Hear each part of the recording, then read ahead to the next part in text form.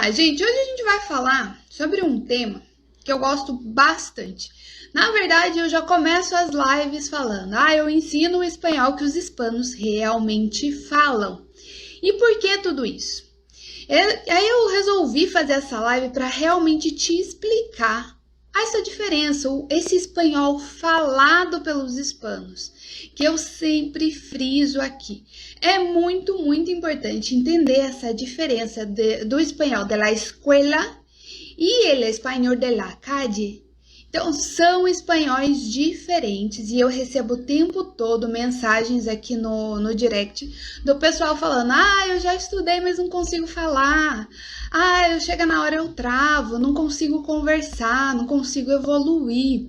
E hoje você vai descobrir o porquê, um dos motivos que isso pode estar acontecendo. E tem tudo a ver com essa diferença entre o espanhol de la calle e o espanhol de la escuela.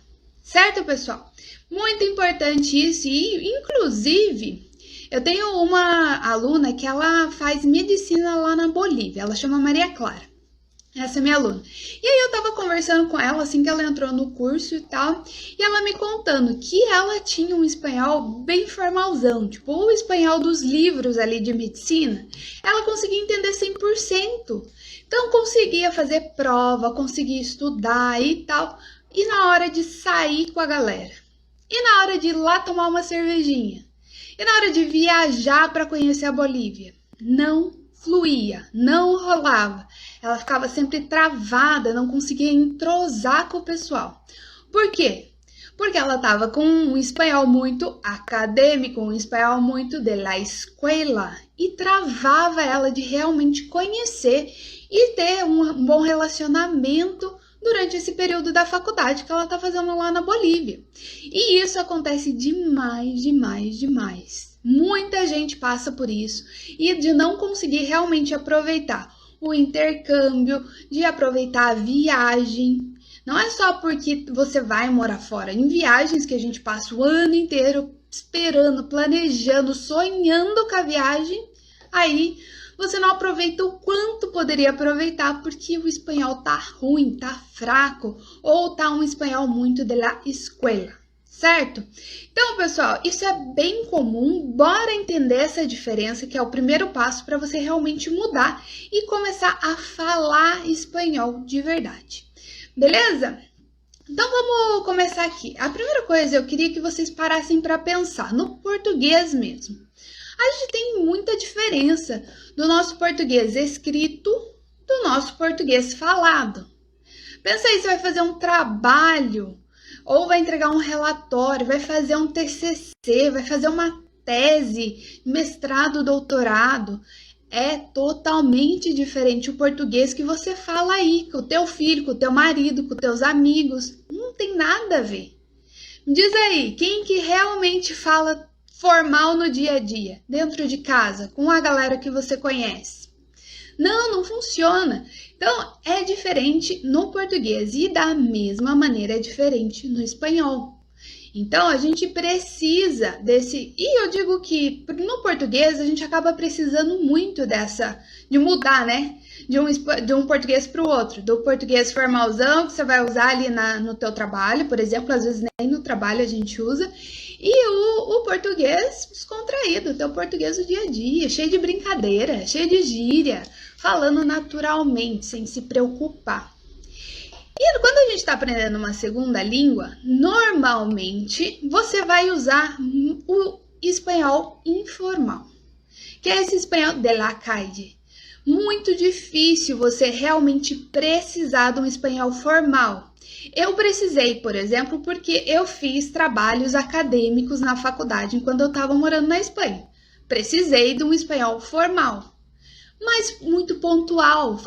E a maioria de vocês aqui, tirando o pessoal que está aí fazendo faculdade fora, vocês não vão precisar desse espanhol formal. Vocês precisam com muita urgência del espanhol de la calle.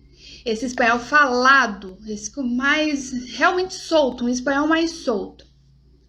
Então, gente, eu quero que vocês entendam bem essa diferença, porque dentro de um ensino tradicional, uma escola bem tradicional, nesse ensino de idioma, no geral, não só no espanhol, essa linguagem formal é o que está presente nos teus estudos, está presente no teu dia a dia, nos livros didáticos, naqueles exercícios de preencher coluna, sabe? Conjuga o verbo tener, conjuga o verbo hacer, e você vai lá, yo, tu, ele, blá, blá, blá, e fica lá preenchendo.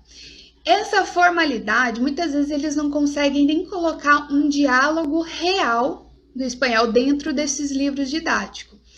E aí, essa forma muito padronizada, sabe? Ensina do mesmo jeito para todo mundo, e sendo que cada um fala de uma forma diferente. Eu falo português do que você, do que o meu marido fala, do que a gente tem a nossa forma individual de se comunicar.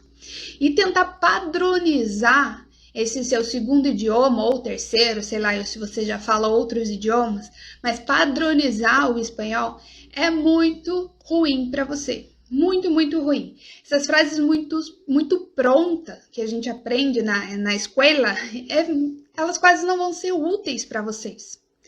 E aí, muitas vezes, você vai tentar falar um exemplo clássico do clássico. O hola, como está? Cara, é usado hola, como está? É usado. É o mais usado? É a maneira mais usada de você cumprimentar um hispano? Não é. É difícil eles falarem isso. Eles vão entender? Vão, mas tem N outros.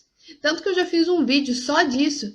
E eu citei ali umas 10 formas diferentes de saludar, de dizer um oi, tudo bem, de formas realmente mais originais, mais faladas realmente pelos hispanos. Então isso acontece o tempo todo. Você já consegue imaginar, né? Se você já passa por isso no oi, tudo bem, imagina o restante. Então, isso está presente o tempo inteiro, certo, pessoal?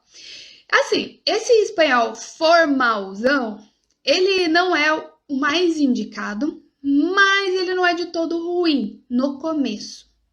Então, se você realmente não tem uma base, ele vai te ajudar a conhecer uma outra palavra, vai te ajudar a reconhecer os sons, mas você estagna e não fala. É por isso que tanto brasileiro fala, eu até entendo, mas não falo. Eu até entendo, mas não consigo conversar. Eu até entendo, mas não consigo entrar num bate-papo mais intenso, não realmente com o hispano. Porque esse espanhol formalzão você não vai usar nesse bate-papo. Entendeu? Então, isso é bem importante. Fixem muito isso na cabeça e vocês precisam escolher qual espanhol vocês querem aprender. Porque dá muito trabalho você estudar ali anos, porque um espanhol da escola leva muito tempo. Eu, por exemplo, levei 3 anos para depois ter que quase que refazer, ter que adaptar tudo de novo para ter um espanhol que realmente eu conseguia me comunicar. Certo, gente?